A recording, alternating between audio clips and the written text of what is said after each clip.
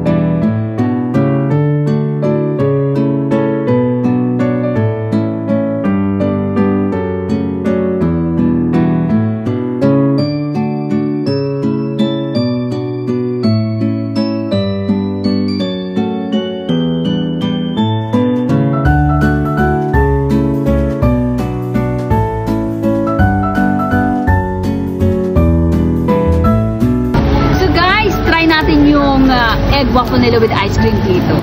Wow. Ang sarap, ang sarap. Ito yung coconut ice cream.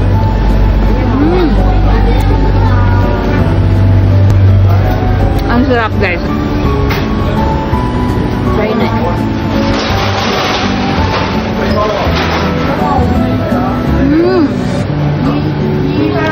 Ang sarap, guys. At saka kung makita niyo, guys, napaganda ng shop nila. They actually have a Michelin guide. Napaganda. At napakasarap talaga ng mga ice cream nila dito. At same time yung egg waffle nila na to, guys. Sarap.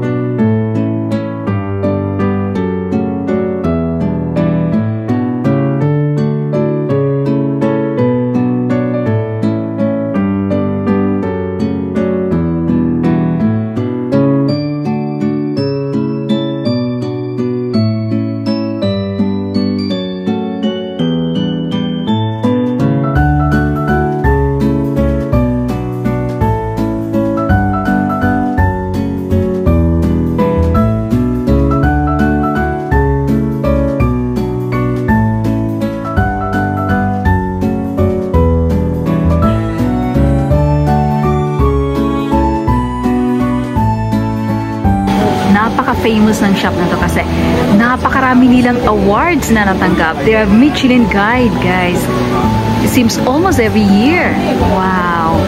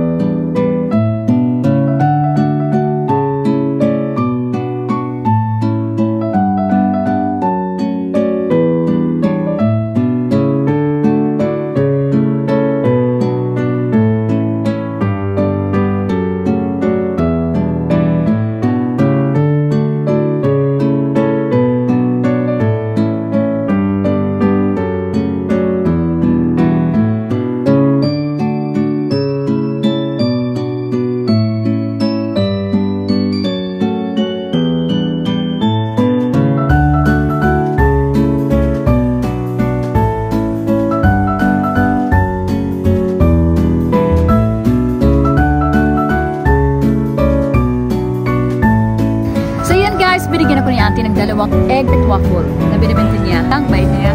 Kaya, tikman natin.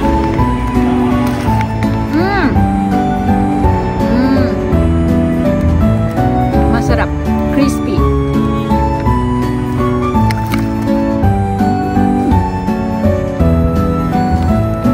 Actually guys, masarap yung waffle niya.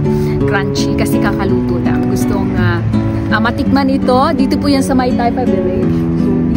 Papasok po doon sa may corner. Doon nyo po yun, matatagpuan ang shop nila. Kaya, bisitahan nyo po at sigurado mag-i-enjoy kayo sa mga sarap nilang ice cream at saka sa egg waffle na to. Salamat yan. So yun guys, nakita natin kung gaano kaganda ang Taipa Village na ito, no? Dito sa may Macau Pagape. Dito actually, napakaraming mga restaurant, mostly Chinese, at the same time, yung Portuguese restaurant. At saka napakarami rin dito mga shops na kung saan pwede kayo mamili dito ng mga pasalubong ninyo. Just like Cookie Factory, nandito. At saka kung ano-ano pa yung gusto yung bilhin yung pasalubong. I hope guys na-enjoy kayo sa ating pamamasyal dito sa May Taipa Village, dito sa May Macau.